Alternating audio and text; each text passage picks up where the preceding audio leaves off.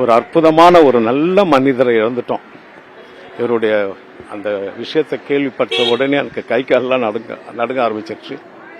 ஒரு நல்ல மனிதர், பெரிய ஸ்கிரீன் பிளேல பெரிய ஆள், இந்தியாவிலேயே நல்ல டைரக்டர், நல்ல நடிகர், மனித நேயத்துக்கு சொந்தக்காரர். அவ்வளோதான், ஒரு நல்ல இதயத்தை நான் விட்டுட்டோம். அப்புறம் உங்களுடைய குடும்பத்துக்கு என்னுடைய ஆத்மா சாந்தி அடைய வேண்டும் என்று எல்லாம் வல்ல இறைவனை நான் வேண்டிக்கிறேன்.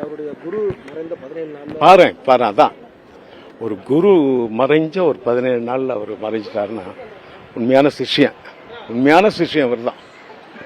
ஒரு மாதத்துல இருபெரும் மூத்த இயக்குநர்கள் மறைவு தமிழ் சினிமா ரொம்ப கஷ்டமா இருக்கு. இது வரைக்கும் எனக்கு கொஞ்சம் உடம்பு சரியில்லை, வர முடியல. இப்போ கொஞ்சம் சரியாயிடுச்சு.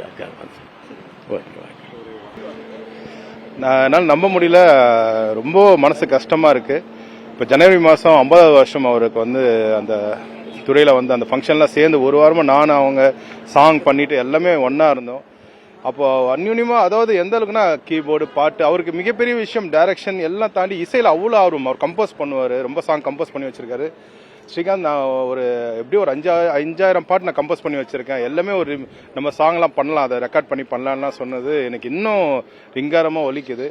அது இல்லைன்னும் போது எனக்கு ரொம்ப கஷ்டமா இருக்கு. இந்த வீட்டில் அவரை நான் அவ்வளோ சிங்கமாக ஒரு அவ்வளோ கம்பீரமாக பார்த்துட்டு, இன்னைக்கு அவர் நம்ம எப்போதுமே என்னை பார்த்து சிரிச்சுட்டு எப்படிப்பா இருக்கு, அப்பா நல்லா இருக்காங்களா, அம்மா நல்லா கேட்பாரு. இன்னைக்கு அவர் கேட்காதது, பேச முடியாத ரொம்ப இழப்பா இருக்கு. எங்க மட்டும் இல்லை, சினிமா துறைக்கு மிகப்பெரிய இழப்பது.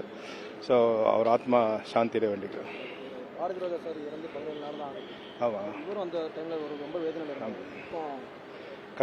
கண்டிப்பா குரு இல்லைங்களா, கண்டிப்பா அதுதான் உண்மையான குரு.